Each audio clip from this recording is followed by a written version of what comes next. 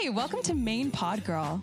This is a podcast made by popheads for popheads. Every episode, y'all can check in with us while we discuss your burning questions, as well as what's happening in pop music. Throughout the series, we'll be chiming in on our favorite recent discussion threads and diving into the latest pop emergencies. Hey everyone, I'm Sola. I'm an alt-pop R&B artist and songwriter.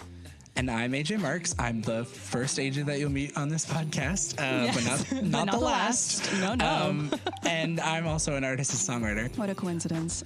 So we have Popheads mod and friend of the pod, Tom, here with us today. Say hello, Jacat, Tom. Hello, I'm super happy to be here. Thanks for having me. Yes, and we have a different accent with us, so yay. Kind of Australian, kind of British. Kind of American sometimes. So that will be fun for the listeners. Guess where I'm from. Exactly. We also have a very special artist guest joining us today.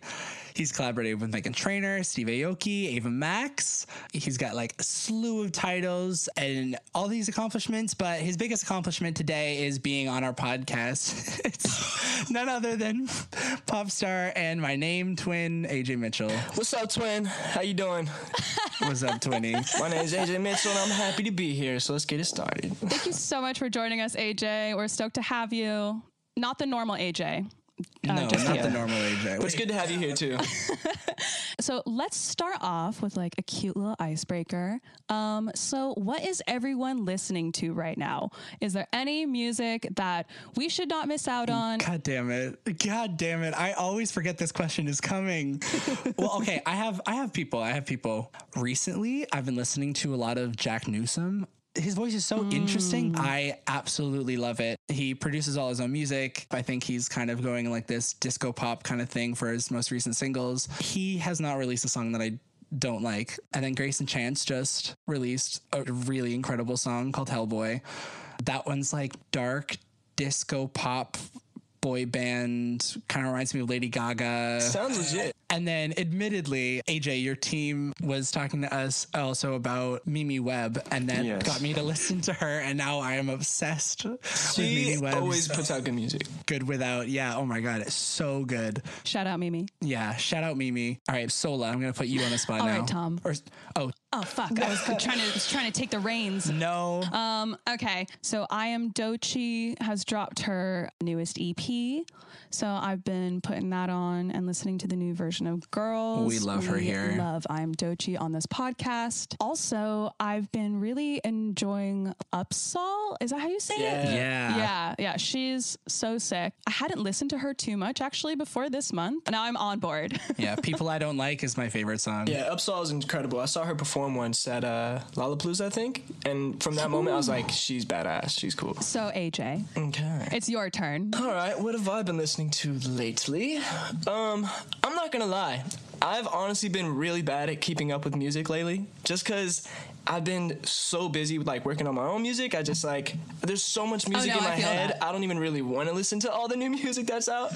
But I would say I love Giveon. His tone is incredible. Yes. His voice sounds super classic in a way, and like it's just one of those soothing voices that I feel like you could just listen to all day. I also love Save Your Tears by The Weeknd. I think that song is like the best song. All right, Tom. Your turn. Ooh, there was this artist a few days ago that I discovered named Blossom. She's the first artist signed to the Brockhampton new label. I think it's called Video Store.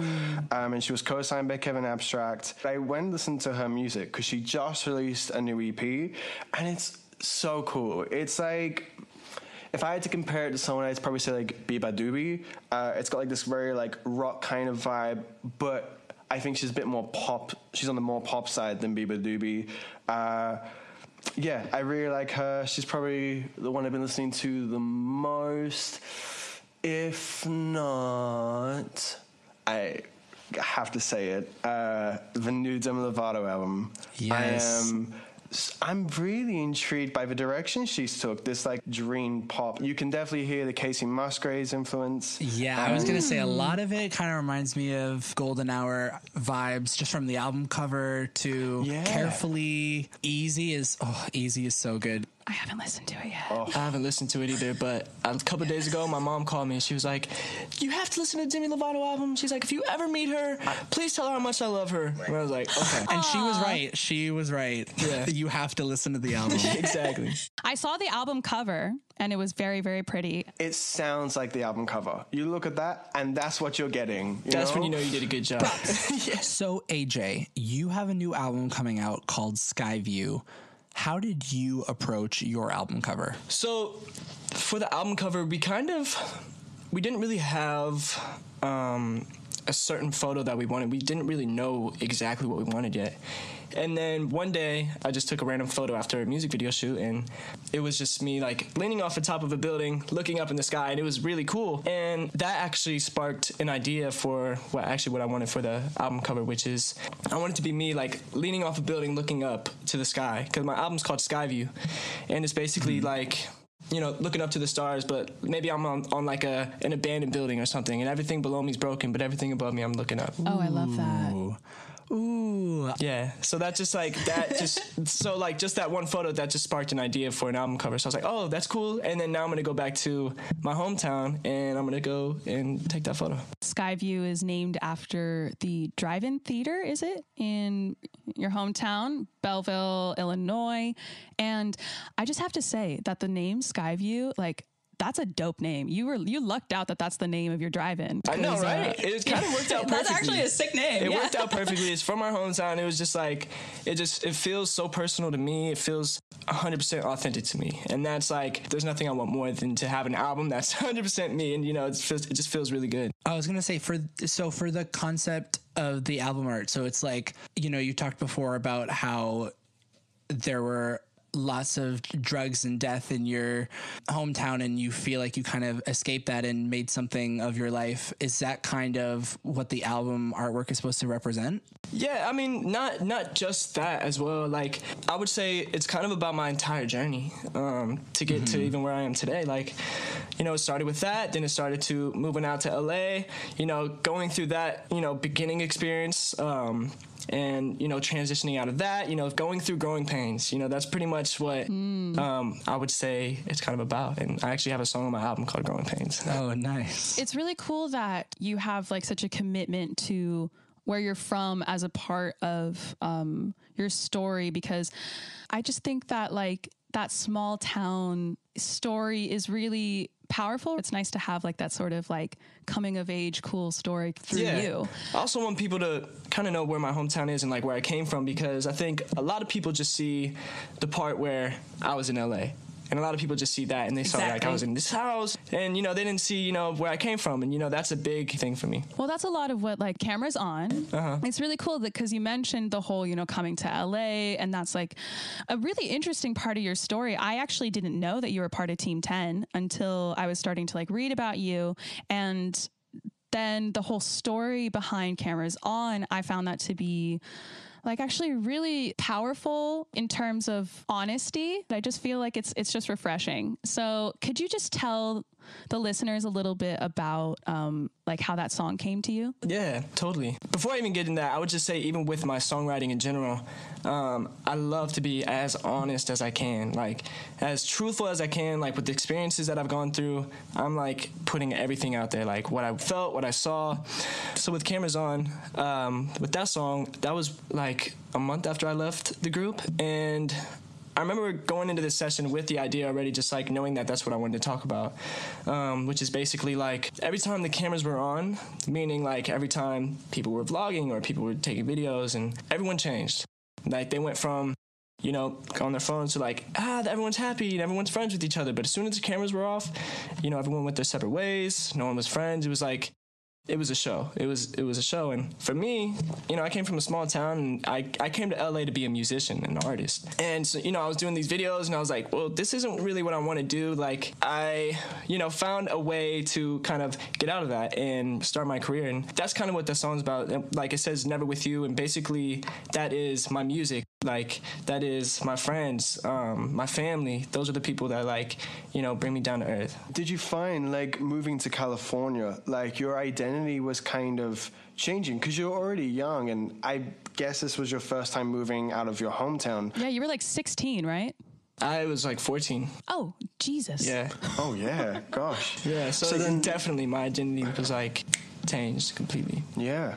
And then how did you find yourself back after all this chaos of California? How did you find ways to become back grounded? Especially as a kid. Honestly, like it's finally, like I'm finally there, or like I'm finally getting there, because, you know, that happened, and then, you know, things started moving really fastly. Like I started touring, and then I started like just working a lot. And then once quarantine hit was really when I was like able to sit down, reflect, and think about all this stuff and think about my story, because my time schedule was so off because everything was so fast. Like I didn't even like remember my story. I was like, wait, what did happen? Like, so I was able to like reflect. I was able to think about like what music like I really actually want to be creating. I really spend time with like, what do I want to wear? What do I want my music videos to look like? Like all these things that I never really thought about before, just because I was moving around so much. Because you were in like content house life for, you know, a portion of your youth and stuff, what was it like kind of having to, I'm guessing you had to kind of like reassess your relationship with social media and stuff and like reflect on, you know, what kind of person then you wanted to portray on social media and stuff. Like, yeah, how was that? What was that journey like for you? Like, how did you figure out, okay, this is who I was told to be or trying to be or whatever, and now this is actually what I want to do? Yeah.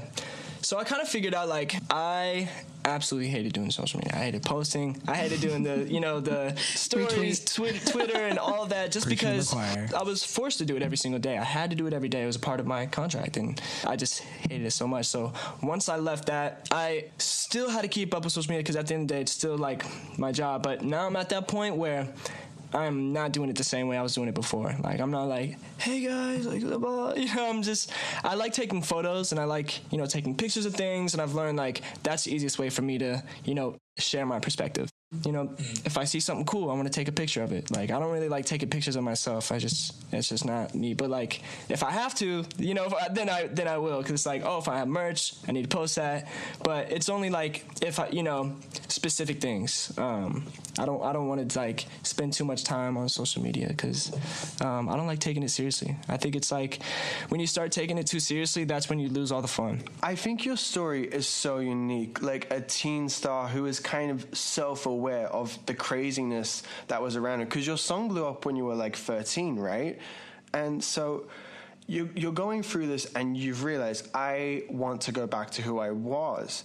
And so what would your advice be for the future generations of you? How would you advise them on how to handle this?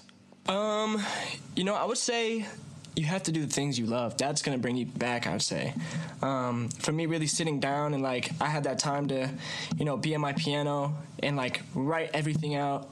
I even journaled at that time. I was, like, journaling my thoughts, and that actually helped me write songs. And, yeah, that just helped me get to be self-aware. Just kind of, I guess, asking the opposite question. Did you look at the careers of like Justin Bieber and all these other people who like blew up really young and kind of take that as like a warning, or what did that make you think about your own career and just becoming like a child star in that way? I guess I never really thought about that, but there's always been that part of me that's like, I definitely don't want, like, I feel like a lot of people want that viral moment, you know what I'm saying? I don't want a viral moment. I want to grow like this, like I have been doing my whole life, I feel like, because I feel like as soon as you have one of these moments, like, you're back down, and like I just want to have a steady growth. That's why, like, I don't really care to play the social media game that much. Like, I can, and like I can do the videos, and like they might get views, but at the end of the day, that's not what I want to portray. Like, I create music, and that's like, if there's one thing I could say that I'm good at, that's the only thing that I will say, is I can make music. Yeah, so like going back to Cameras On, the change up in the song, like what just like completely changes the vibe, but it works. And it's like a beat switch like that late in the game, and then it's just like goes from like a ballad to like this like grooving pop song. What was the motive behind the beat switch? I was just as surprised when I heard that too. I wrote that song 3 years ago, and there was something missing in the production. There was always something like we wanted it to be bigger, and it was always good. It was just a ballad before, but then ended up going to Mike Dean to executive produce my entire album, and that song was on it. So Mike Dean touched it. He added his little sauce on there. He's amazing. He's obviously, undeniably an incredible producer. Also a good human being. He's very humble. Your song Used to Be was also produced by Mike? Yeah, it was. When you were 13? Yeah. So how? That's actually how I originally connected with Mike. So I wrote that song when I was 13, when I was living in my hometown.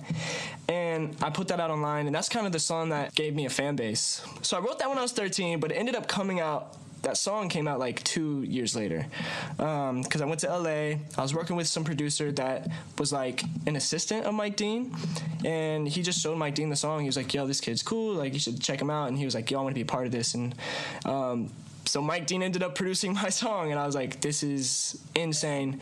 And at the time, we were going to do like a co-sign thing, but we just realized like that wasn't probably the best idea. I don't know. That's when I signed with Epic Records as well. So it worked out. Yeah, it worked out. But then it kind of came full circle again, because I had, this album that I wanted to, kind of get produced, and Mike Dean's my boy. So he was like, yo, I want to be part of it.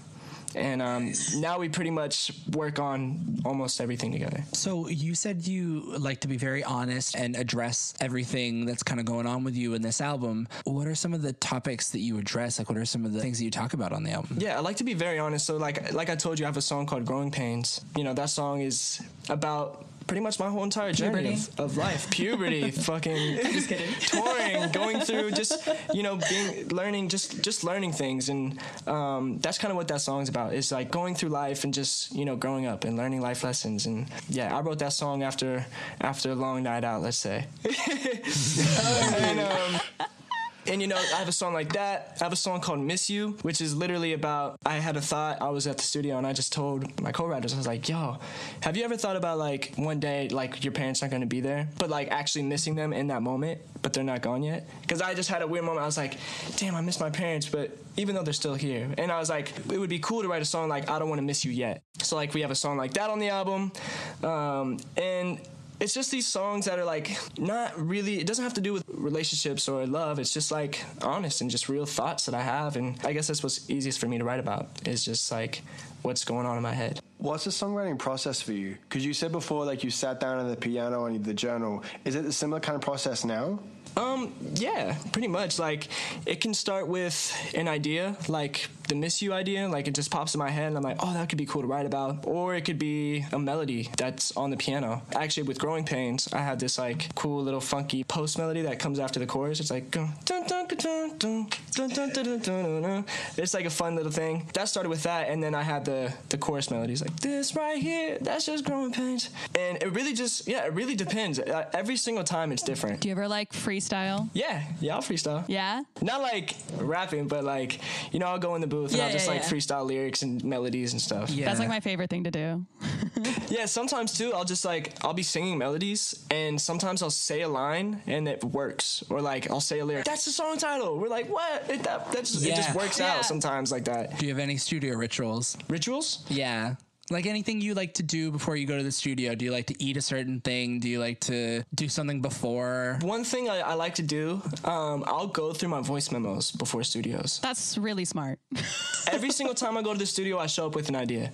But like, I'll show up and I won't say yet, but like, if it's not going the way I want, then I have my idea at least. And then, Nice. You got your backup. Yeah, because I've been in like 300 writing sessions, and like sometimes if I don't show up prepared, we end up writing something that's like not what I want, and so I've just learned over time. It's like, all right, I'm coming in with an idea. At the end of the day, it's going to be my song and my record that I'm going to have to sing. So how has quarantine affected this album? Like, have you been writing in quarantine for this album? Have you changed anything doing your quarantine reflections? Yeah, so originally the album was going to come out before quarantine, and we had an entire album done, and now all those songs that were on the album before, I think there's like a couple of songs remained on that, but the rest we've scratched because I've written so many more new songs, and now those are on the album. My single Stop that just came out, that song's on the album. I wrote that during quarantine. Growing Pains, I wrote that during quarantine as well. Any about the pandemic? Actually, it was funny. I actually did. I wrote a song, but it'll never come out. But it's called 2021 What the Fuck. But it'll never come out. How do you feel like your album has changed because of quarantine? Like, I know that you've written new songs and everything. Do you feel like it's sonically different in a way, or lyrically different in a way? Or sonically, yeah, absolutely. It's definitely different in a way now that, you know, Mike Dean is involved with the situation. It feels more, I would say, authentic to my sound. But also lyrically, I would say with this album now compared to what it was before quarantine, I'm talking about more of things that like actually talk about, and things I actually say, and things I actually feel, and the things that I did think about. And, you know, my fans are going to be able to hear that, and a lot of people will be able to hear that. So I think they're going to be able to actually get a good depiction of who I am. Nice. Sounds like a very positive step forward. Always. I like that. Hey, always positive. So I have a question just about your collab with Cheat Codes. Hate You and Love You. How did that come about? Yeah, honestly, that song, I mean, at the end of the day, it's an incredible song. Cheat Codes, they're great people. I really like talking to them. They're good people, great producers as well. Like, I just recorded it on my end. They did their thing on their end, and that's kind of how it happened. It was like the same thing with Ava Max with Slow Dance. It was like, I recorded my stuff, she recorded her stuff. I met Ava Max the day of my music video shoot. Well, actually, the day before I met her, at my show, she came to my show, but then she left. So then I saw her for like 2 seconds, and then we had to shoot a music video the next day. So that was good. Nice. Let's move on to our next section, which is the questions for the culture. This is where we answer a question by a user on the sub that asked it as a discussion question. So, user Cherry Soda Boy 92 asks, what albums from your childhood shaped what you listen to today? Who wants to go first? I vote Tom. Okay. Like, I want to say something cool, but authentically, I cannot. The one that sticks to my mind when I hear this question, my mum, she's like the definition of a horse girl. Like, she grew up loving horses, she grew up listening to country music. So in my house, from her, I have country music, and from my father, I have like rock music. And I don't really like country music that much besides like maybe Casey. But there is one artist and one specific album that I didn't realize until I was an adult really affected my music taste. Taking a Long Way from the Dixie Chicks. Yes. This was an album that I heard every single morning, and I was like 9 or 8, and I was like, I relate to this angst. I relate to fighting the president. But no, like, sincerely, there was something, you know, even though I don't understand the subject matter at the time, I really got it. And then when I became an adult, and I think I rediscovered that album when I moved to Florida, and it was right around the Trump election. That's when I was there. And, you know, I'm listening to this music, and I'm having friends being affected by this. What a time to be in Florida. Yeah, I was going to say. I'm listening to this, and I've got this new realization. But then I've also realized this kind of, like, sitting there with a guitar, being honest and brutal, I realized this really affected me. Maybe it wasn't country, but I was listening to like a lot of indie artists who were on that same vein. Like, just because they didn't have a banjo, I realized there was just something about a guitar and brutally honest lyrics that I think subconsciously affected me. Yeah, the Dixie Chicks, or now the Chicks, are definitely, of course, oh my God, lyrically honest, like nuts. I'm more familiar with like their much older stuff, because that's what my parents listened to. Was my dad listened to like Wide Open Spaces, their first album, a lot. We get a lot of Chicks love on this podcast. Yes, they do get a lot of love on this pod. I was going to say one for me, definitely Black Eyed Peas, like The End. Like, everything they did was very influential. I think they were my introduction to hip hop. I just really love the dynamic of having a mixed gender group as well, and having like Fergie in the group was great. I mean, I still listen to them now even without Fergie, but that to me was just like such a sweet spot. Like, that was such a good dynamic that they had. Then they did the END, The Energy Never Dies, and that just like completely changed the game. And I feel like like a lot of people listen to that album and they're like, oh, it's just like a dance pop album. Like that's when they sold out or whatever. But if you listen to the album tracks, there's rock, there's like funk, there's a little bit of disco thrown in there. Like it's just so complex. Their impact on music is undeniable. That album specifically, I think it was like foreshadowing what pop was going to become. That style of music, that was just like such a good feeling. No, that was a good fucking album. Like that was just so good. And I just love that it's like the singles are only like the surface. Like you get into the album and you're like, damn, like they really tried to do everything here. And so I think that influenced me and my music taste and the music I listen to, because I feel like all my favorite artists are artists that don't stick within one genre. Like there are artists who, even if they're like classified as pop, they're trying to bring in every single one of their influences. They're trying to bring in their like 80s rap favorites and their like Shaka Khan influences and, you know, all this kind of stuff. And they're trying to like just make it one cohesive sound. That's just always what I've strived for with my own music, specifically because of that album. AJ, what's an album for you that's shaped your childhood? It's really hard because there's like multiple albums that I feel like have... Name them all. I'll start in the beginning. When I was like 6 to 8, my mom had this iPod, and I'm not lying, I used to listen to Enya's album Watermark all the time. All the time. Oh my God. Yes. Yes. All the time. I'm not even playing. Like when I was a kid, I loved Enya. I'd put my earbuds in and like I would just like fall asleep, or I would just like, it was just peaceful to me. I found a love for peaceful music, I think, when I was a kid. Like after that, I loved sitting at the piano and like playing peaceful songs, and like I'd be like, Mom, lay down, I'm gonna play you to sleep. You know, I would do stuff like that when I was a kid. Like, but then as I got older, I really got into Bruno Mars. I loved Unorthodox Jukebox. And I think why I loved him is because his voice was very high and he was singing like very high, and I was like, oh, I could do that. And his songs were just like songs that, you know, I feel like I was able to sing. So I'd play those on the piano all the time and I would sing all of his songs, and that was an incredible album that I think has also shaped like the way I want to sing in my songs. Hell yeah. I remember being like really, really little, just listening to Oops, I Did It Again, like over and over and over. Hell yeah, we love Brandy. Obviously the title track, Stronger, Lucky. And then one song that never gets shouted out, but Don't Let Me Be the Last to Know. It's one of her like ballads. So it's like, but it's like a 2000s ballad. Do you know what I mean? The best kind. Shooba-dooby. That's literally in it. At the same time, I was also listening to like Let Go by Avril Lavigne. Let Go is definitely when I was like, oh, girls can be angsty too.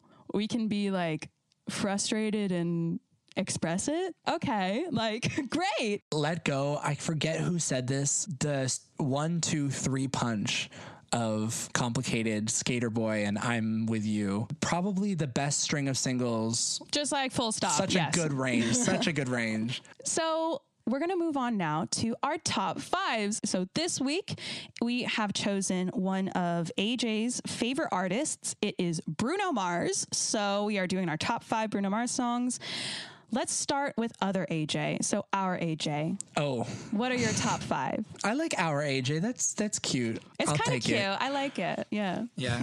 My number 5 is going to be Talking to the Moon, because my friend, I think she had like an Instagram where she covered songs for a little bit and she played piano. And I remember her covering this song and I just was so moved by her cover. It's such a beautiful song. And I love her voice like so much. And so that's going to be my number 5 for that reason. But not Bruno's version, Liv's version. Liv's version, yes. In parentheses, Liv's version. Yeah. And then my number 4 is going to be Treasure. This was a song that I was like, man, this fucking song. I was like, why has no one picked up on this fucking song? And then I like played the shit out of it in like 2012, late 2012 or whatever. And then the summer of 2013 came around and then everyone was playing and I was like, man, I'm sick of this song. But now, like going back to it, I'm like, okay, yeah, I see what I originally saw. This is a good song. This is a great song. Probably my most played Bruno Mars song, but I feel like I overplayed it. So now it's my number 4. My number 3, maybe a little bit of a recency bias, but the Finesse remix. Okay. What's weird about that song is that it just didn't stand out to me on the album. And then when the remix came out, something about it, and I saw that music video, like where they were just like kind of doing Living in Color. I was like, this is so good.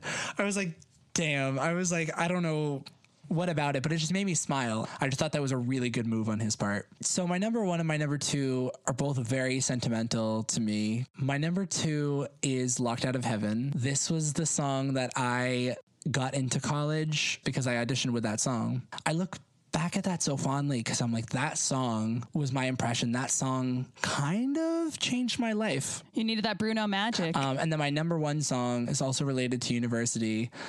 24 Karat Magic. Hell yeah. God, I just remember every single party, every single fucking party. It was always the last song we would play.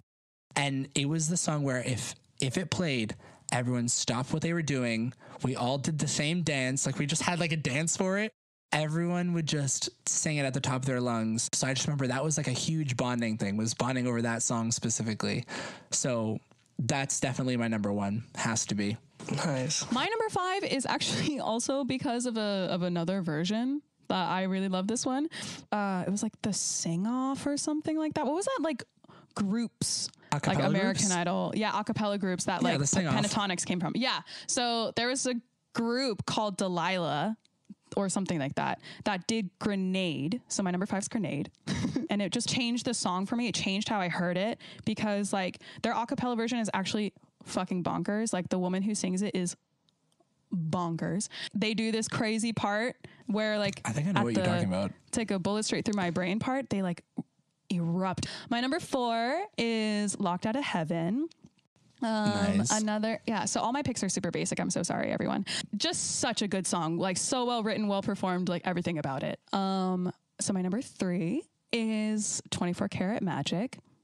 Just duh. Bop. My number 2, I'm surprised you didn't mention it, AJ, is Uptown Funk. And then my number 1 is That's What I Like. That's one of those songs where I feel like that's what I like. I feel like that must have come at the same time as like the melody, just because it fits so perfectly. And like, it just feels like it was meant to be. That sounds like something you would write. That's what I like. That's what I like. Maybe that's why I like it. That's very much like a solo, like writing credit, probably. That's totally something you probably come up with at some point. I will take that compliment. Thank you so much. Yes. All right, Tom, it's you now. I'm nervous for mine because this is actually quite difficult for me. Like, I was like, oh, it's going to be easy. But then I actually like went through his discography. It's tricky. It's only 3 albums, but they're all so fucking good. And it's good for me because Bruno's one of those artists where every album's better. So I'm super excited for Silk Sonic. Oh my God, I can't wait. I have to say, like a disclaimer, 6 would have been Talking to the Moon because nostalgia, my mum was obsessed. I heard it so much. I love it. But it was recently overtook by Leave the Door Open. But specifically, the live version. Yes. It's euphoric. Can I just say the lyric, "My poo's warm," is so funny. Wait, what? Is that in the song? Yeah. I never caught that. My poo's warm. What? Are you sure that that's actually the lyric? I'm pretty sure it's Did you "My Google poo's it? warm." Okay, hold on. No, I haven't Googled it. But what if it was cold? I'm not going to Google "My poo is warm." I'm going to Google it. You don't have to Google that. Just Google "Leave the Door Open" lyrics. Bruno Mars does one thing. He always states the facts. Exactly. He's an honest songwriter. What a guy. I'm sipping wine in a robe. Look too good to be alone. It's not poo. It's pool. Yay! I was right. My pool warm. Yes. I heard "My poo's warm," and I was like, that's the funniest fucking lyric I've ever heard in my entire life. That's so funny to me that you thought he said, "My poo is warm." Also, I think that's Anderson. That's why I thought, because it sounds like something that Anderson .Paak would 100% write. Do you know what I mean? Like, Anderson .Paak is so funny that like I can 100% hear him singing "My poo's warm, poo's warm." Oh my gosh. That's funny. I'm not even embarrassed. I'm gonna make sure that this is the new unheard lyric that everyone hears. For real, I'm never gonna hear it the same again. All right, Tom, what is your number 4? Okay, so like I'm nervous because I feel like it's a bit controversial. My number 4 is Versace on the Floor, but specifically the David Guetta remix. Ooh. Which I did not know existed. It is not what you think. Like, you hear David Guetta and you're thinking like drop, right? Nah, scratch that. It's not. It's like a Michael Jackson, Remember the Time meets Daft Punk. Like, it sounds so cool. Interesting. I recommend. Okay. My number 3 is Treasure.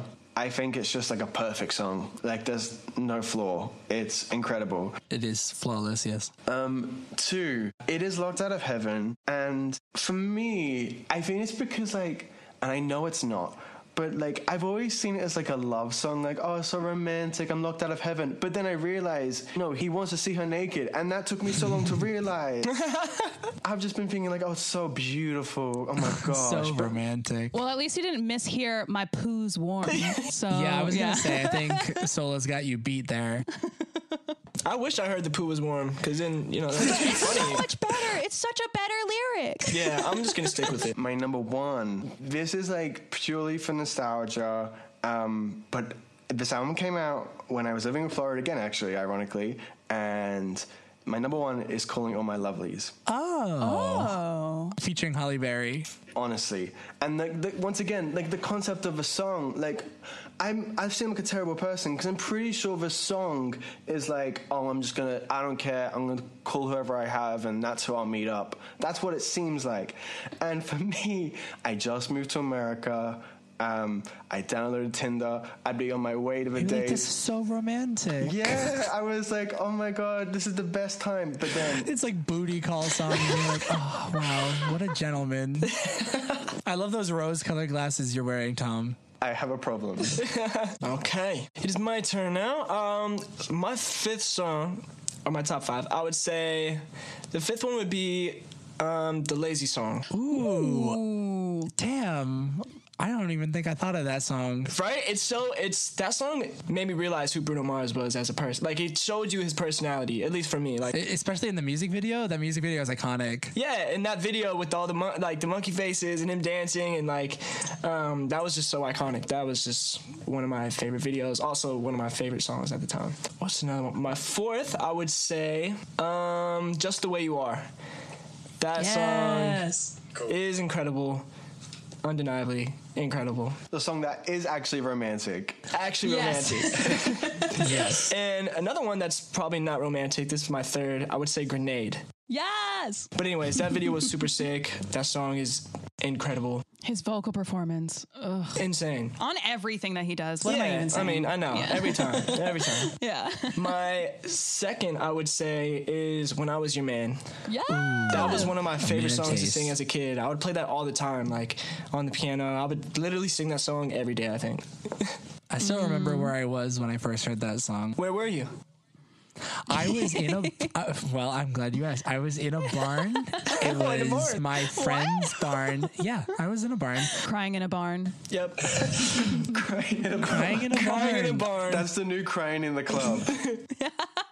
My number 1 would be Talking to the Moon, because that was the first Bruno Mars song that I ever heard, and it was the first song that I ever played. Damn, I'm glad I included it. Yeah, one of my mom's friend's daughter showed me the song. She was like, you have to do this song, you have to sing it, because she knew like I was playing and singing stuff, and she's like, you have to sing this song, please. She's like, just do it for me. I was like, all right, cool. And it ended up becoming one of my favorite songs, and that's actually what introduced me to Bruno Mars. Is the recording of you singing that song out there? That was, there was, but it's actually not up anymore. There was a video of me when I was 9 years old singing Talking to the Moon at a recital or something. It was like a bunch of kids got together and we all sang in front of our parents. That's so cute. I love that. Did that when I was like 9 years old, and my mom uploaded it to YouTube. And yeah, it ended up getting taken down for some reason. Copyright probably. Damn. Those bastards. They're like, this is too good. Take this off. Yeah. Bruno was jealous. Alrighty, so that was our top 5 Bruno Mars songs. It was emotional, it was difficult, it was a journey. I learned that I was singing a song wrong for, way too long. In the worst way. In the best way, excuse you. Thank you so much, AJ, for coming on the podcast. Yeah, thank you so much, AJ. You're welcome. Can people, where can people find you, lurk you, love you, let you know what they think about your music? Love me anywhere. But anyways, you can find me at AJ Mitchell for pretty much all social medias. Got it covered. It's just AJ Mitchell. AJ Mitchell. And if you're listening to this episode on Reddit, you can comment below on what you thought of the episode, on what your top 5 Bruno Mars songs would be. And let us know your top 5 AJ Mitchell songs, and we'll tell you if you're right or wrong. You can follow Popheads at r/Popheads on Reddit. You can follow Popheads at Popheads Reddit on Instagram, and then at Popheads on Twitter. You can follow me anywhere at I Am Sola Music. And what about you, other AJ? You can follow me at AJ Marks Official on all platforms. And we'll see you soon. Bye, everyone. Bye. Goodbye.